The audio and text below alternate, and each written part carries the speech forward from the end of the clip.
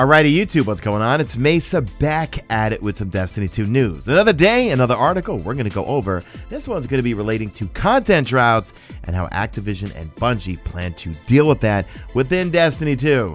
Safe to say, we went through plenty of content droughts in Destiny 1. And in fact, I want to hear from you guys in the comment section. What was the worst content drought for you personally in Destiny 1?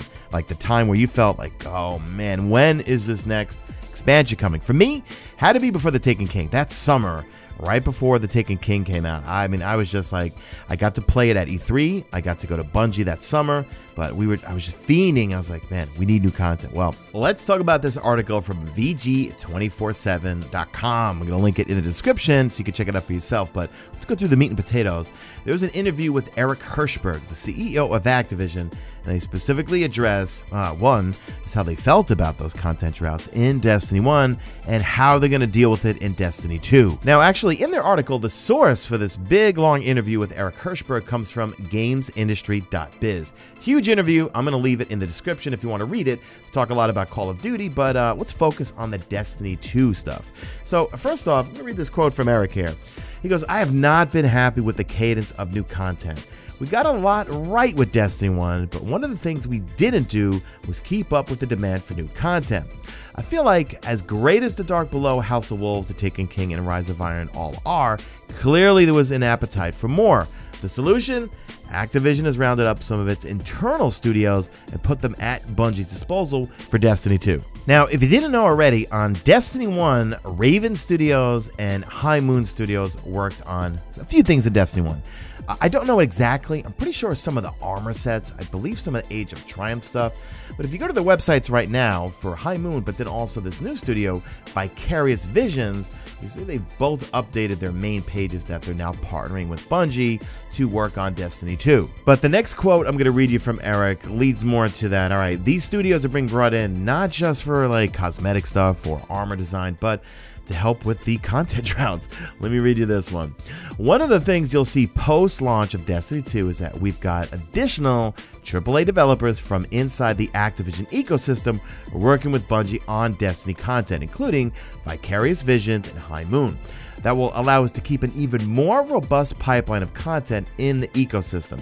Remember, we got Destiny 2 launching, and then if you get the Season Pass, there are 2 expansions, a la kind of like The Dark Below and The House of Wolves. But I'm almost betting that these are going to be a lot bigger than The Dark Below and The House of Wolves, especially The Dark Below. Let's say that The Dark Below, that was really tiny for an expansion. Now, also, he does compare Destiny's release pattern to Call of Duty. Like we know in Call of Duty, we get a new one every year, but then also the multiplayer aspects, they keep getting expansions, or not really expansions, but like the multiplayer parts, right? Multiplayer like Black Ops 3, they're still adding stuff to it. But Destiny's persistent universe is better suited to this new model of multi-year lifespans, he says. So moving from expansions to a true sequel, he says, was a risky move. He goes, Destiny 2 is a sequel and a hard reset, and that choice was not a casual decision.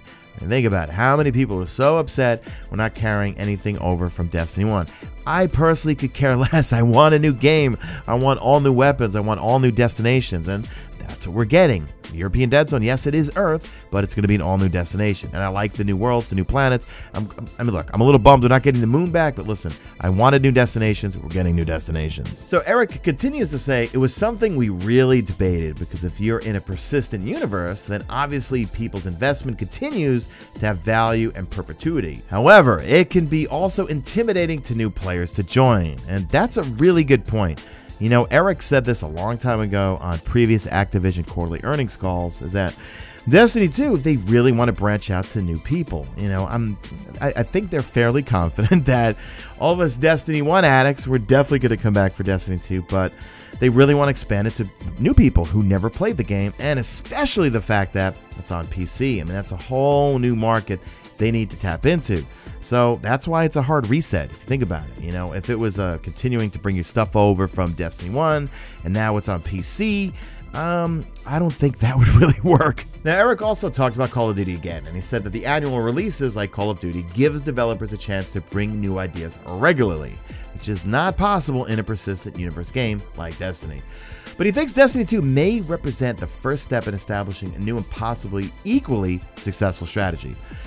Let me read this quote here. He goes, "We found is that there is more than one good way to do it. We've got a winning formula with Call of Duty. It's too early to tell, but having Destiny 1 followed by 3 years of expansions, then hopefully Destiny 2 doing even better will mean we'll have another winning formula." So I get a feeling Destiny 2, we're probably going to be looking at 2 to 3 years. I am hoping 2 years. I think the bet, in my opinion, just do it like most games do it, right? Drop Destiny 2, give us the 2 expansions, then in year 2, give us another 2 expansions, and then move on to Destiny 3. You know, hopefully, let me know what you guys think. Do you guys want to see 3 years of the same game and just constantly add it onto, or do you want to see a new title within the next 2 years? I do like that we're not getting a new title every single year like Call of Duty. I think it is fun to just keep building onto what we're playing, but I mean, how are they going to explain it when they do if they do a hard reset in Destiny 3? What is that going to be like after 2 to 3 years of playing that game? How are we going to deal with it then if we can't deal with it now? Now, I've covered this in previous news videos. What they're alluding to is that the content droughts are going to be occupied by the open world stuff. More than likely, live events. But, you know, they're saying the adventures, lost sectors. They said the adventures are going to be 15-minute narrated type things. They're going to tell the stories of the destination. So, I mean, if we think about it now, right? You've got PvP, you've got the raids, you've got patrols right now, which I don't think a whole lot of people do. You've got strikes, you've got the weekly story playlist. So the last facet I really need to add to this game is going to be filling up the open world with as much stuff to do as possible. Okay, leave us just give us tons to explore and figure out. That's what I like, and I think with Luke Smith and Mark Noseworthy behind the helm of Destiny 2, we're in good hands. I mean, I say it over and over. The Taken King really changed the way Destiny 1 functioned, you know, just in terms of the questification of things, how they introduced the Dreadnought, which had tons of chests and keys and things we had to figure out and explore. I freaking love that, okay? So, hey, Babel mode's engaged. Let me know what you guys think in the comment section. So do you think that they're going to hold their word, that we will be occupied and not have content droughts? So I'm thinking that, okay, base game, we get that. And then by the time the first expansion drops, which I'm going to guess is going to be December, we'll have plenty to do, or hopefully we'll be leveled up and be done with the content from the base game just in time for the first expansion. So that's it for me, guys. Let me know what you guys think in the comment section. Do me a favor, drop a like this video only if you see fit. Follow me on Twitter at Mesa Sean. Check out my stream, usually and always on YouTube. And that is it. I am out of here like Vladimir.